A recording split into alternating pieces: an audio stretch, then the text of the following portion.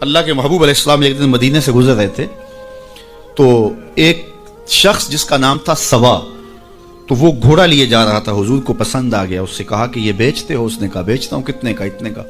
کہا کہ رکو میں اس کی قیمت لے کے آیا اور تمہیں دیتا ہوں۔ کسی نے اس کو رکے ہوئے دیکھا تو پوچھا یہاں کیوں کھڑے ہو؟ اس نے کہا مسلمانوں کے نبی سے اس گھوڑے کا سودا ہو گیا ہے تو وہ قیمت لینے گئے۔ اس نے کہا مجھے زیادہ پیسوں سے دے دو۔ تو اس نے کہا میں تو یار سودا کر چکا ہوں۔ اس نے کہا کہ کوئی گواہ تھا؟ کہا نہیں۔ کہا مکر جانا۔ اس کو پیسوں کی لالچ آ گئی، اس نے کہا ٹھیک ہے حضور، اتنے میں قیمت لے کے پہنچ گئے۔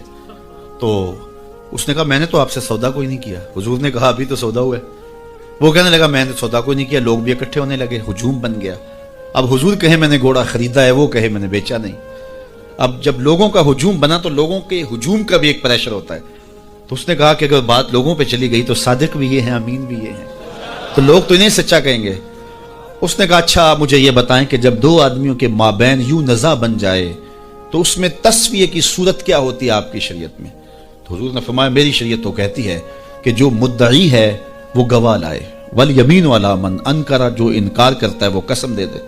اس نے کہا پھر ٹھیک ہے، آپ کا دعویٰ ہے کہ آپ نے گھوڑا خریدا ہے تو پھر آپ گواہ دیں، اور اگر آپ کے پاس گواہ نہیں ہے تو پھر میں قسم دے دیتا ہوں۔ جھوٹ اس نے پہلے بول لیا تھا، قسم دینا اس کے لیے مشکل نہیں تھا، اس کو یہ بھی پتا تھا گواہ کوئی نہیں۔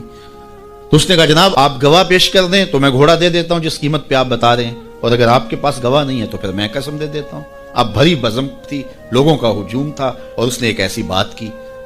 قبل اس سے کہ کچھ دیر گزرتی، حضرت حذیفہ بن یمان الانصاری رضی اللہ تعالیٰ عنہ آگے بڑھے اور کہا کہ گواہی مانگتا ہے؟ اس نے کہا جی میں گواہی مانگتا ہوں۔